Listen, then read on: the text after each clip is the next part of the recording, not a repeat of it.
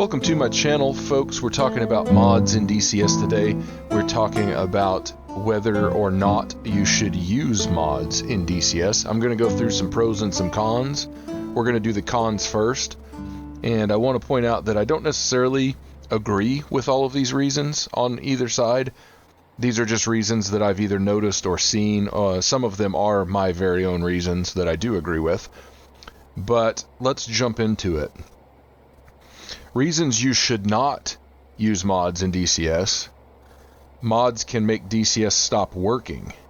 This is actually a pretty big deal, or it seems like it. The good news is you really just have to delete your mods out, and then you can add them back in one at a time and make sure that DCS still works. This can happen sometimes after an update. We'll talk about that again here in a minute. The next reason, the mod may not even work. And in some cases, it works for everyone else but you. It just doesn't work for you. I can't really help you here. Mods in DCS are sometimes not really jiving that well, and they may work for some people, and they don't work for you. You can try to reinstall it, but in a lot of the cases that I've run into, that doesn't work. You're just going to have to not use that mod. So, minor reason, but it's a frustration. Next reason is that DC updates can easily break mods. It happens quite a bit, and this is one of the reasons a lot of people give for not bothering to use mods. The issue is that in this case it doesn't break DCS, so having the mod in there is just taking up space on your hard drive. It's not that big of a deal. You can generally wait, and if the mod is an active mod, an update will come out that fixes it for that version of DCS, and then you can just reinstall it. Most of them that I've installed, they don't take that long to download, they don't take that long to copy over, so it's not that big of a hassle. And since all of these mods are pretty much in constant development, it's not that big of a deal. It's actually faster than getting an update when your early access module from Eagle Dynamics is getting an update, and easier in a lot of ways, so not too big of a deal. Next, mods don't provide income for Eagle Dynamics. Some mods kind of do because they require Flaming Cliffs 3 for the DLLs, but in general it's not additional income for Eagle Dynamics. So this is a true argument. It's something to kind of keep an eye on, but Eagle Dynamics themselves usually host the mods in their user files, or at least allow for forum posts and forum threads that provide links to these mods. I think it's because Eagle Dynamics understands that a strong community makes for a strong game, and so I think they view the mods as being good for the community, and I would agree. In fact, I saw a post by Eagle Dynamics on Facebook not too long ago of a YouTube video showing players how to install DCS World for free and then install the Super Tucano mod for free, so that players could get a lot of enjoyment out of DCS without paying any money. Eagle Dynamics themselves posted that the link to the video. It was somebody else's video, but they shared it on Facebook. They clearly understand that mods help the community in many ways. Next, mods dilute the high quality of DCS. In this case, I would suggest, if that's how you feel, don't install the mods. Don't play them. Servers can decide not to use them, so it's really not an issue. Now, piling on that particular negative reason why you might not want to you might not want to install the mods. This is one I've seen that I completely disagree with. Mods attract lower class players who will then put pressure on Eagle Dynamics to make DCS into an arcade game. We're going to talk about this in a little more detail here in a minute, or what happens because people believe this, but this is really just an elitist viewpoint. First of all, it's not going to happen. Eagle Dynamics has already made lower fidelity modules that are easier to use and potentially unfair against high fidelity modules. It's way easier to kill stuff in an F-15C Eagle compared to an F-16C Viper. It's easier to use the systems. Once you have your controls set up and you've learned them, there's a lot less interaction. There's a lot less chance of losing radar lock. They do update this to make it more realistic over time, but it's in my experience, it's very unfair trying to take on an F-15 if you're in a full fidelity module.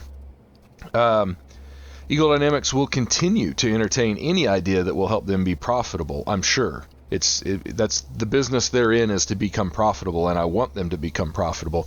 This entertainment of ideas may include lower fidelity modules. It will potentially bring more people into the DCS community. The niche market that DCS fills needs a high fidelity flight simulator, and DCS is the best of the best at the moment, so that's not going to change as long as Eagle Dynamics stays afloat, and as long as hardcore flight simmers keep buying modules, I think DCS is going to be fine, even if modern air combat turns out to be more of an arcade style flight simulator. I don't think that's going to be a problem at all. So now we're going to expound on the kind of people that believe that last one. And this is kind of a joke, but I do want to talk about this because I get a little tired of seeing it.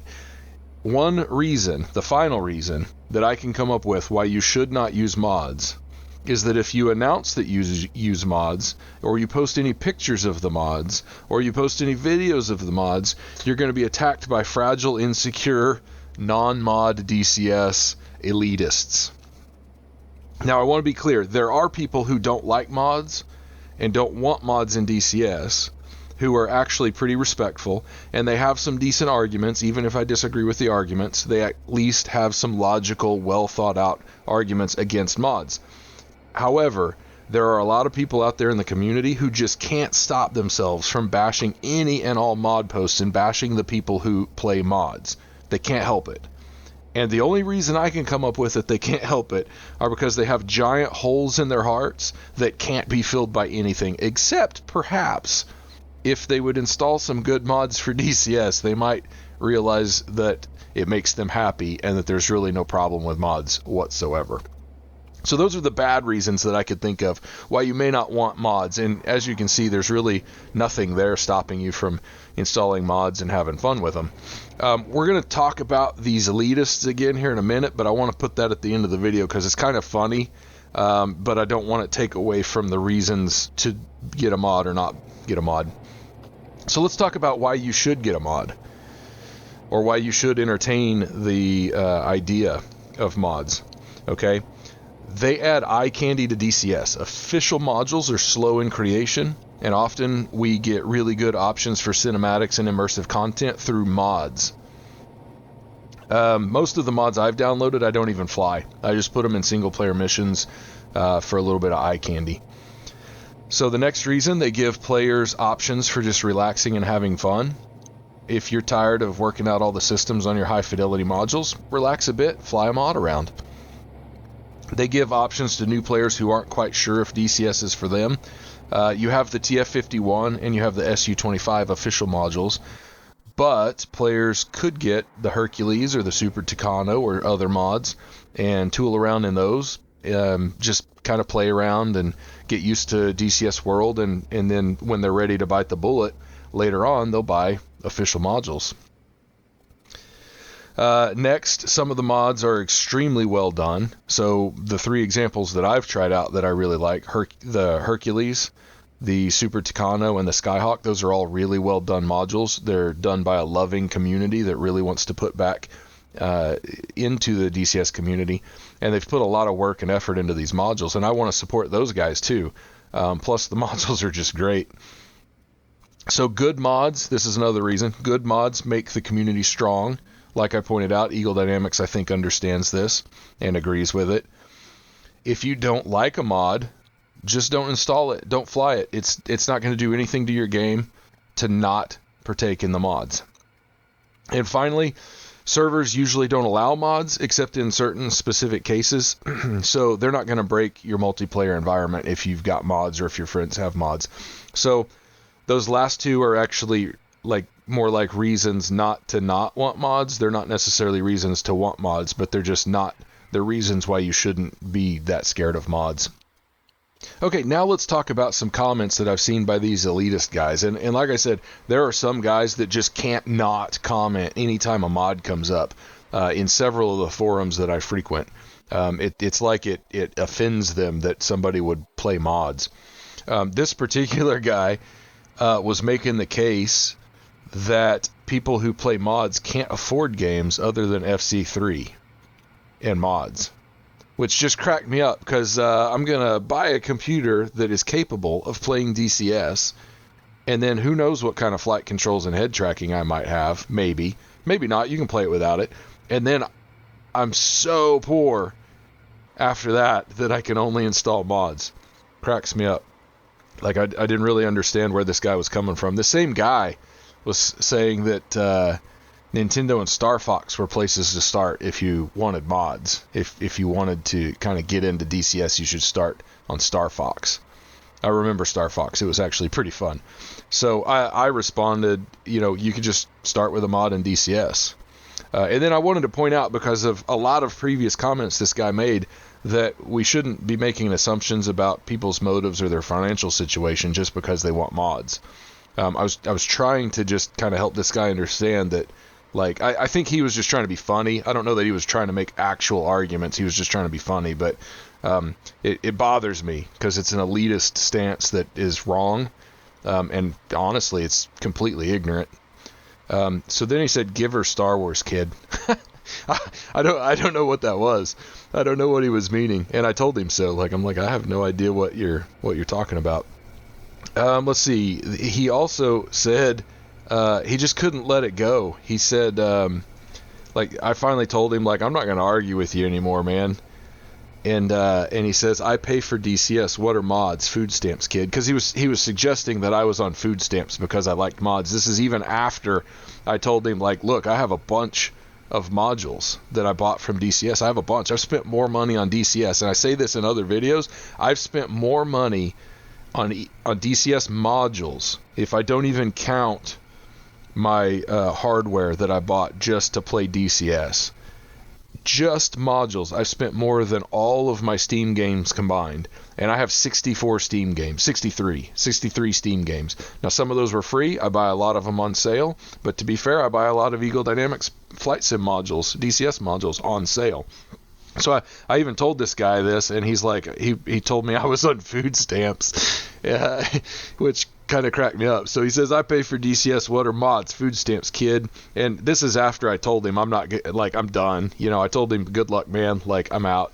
And he says, "Mod kids are a joke." He was responding to a different guy who also agrees that mods are not good, but isn't as, that other guy isn't nearly as weird as this dude is. And then he says, so this last one, it's a reply to me. "So stimulus, you are pro DCS and anti-mod, LOL." I really don't know what that means. I really don't. So later, the moderators of this Facebook page took all his comments down. So then there's just me, my comments in there, and the other guy's comments, which weren't disrespectful. I disagree with the other guy, but he wasn't being disrespectful or saying that people who like DCS mods were on food stamps. Sorry for the several minutes of rambling about elitist attitudes and the stuff I've run into, but I wanted to point it out because it cracks me up.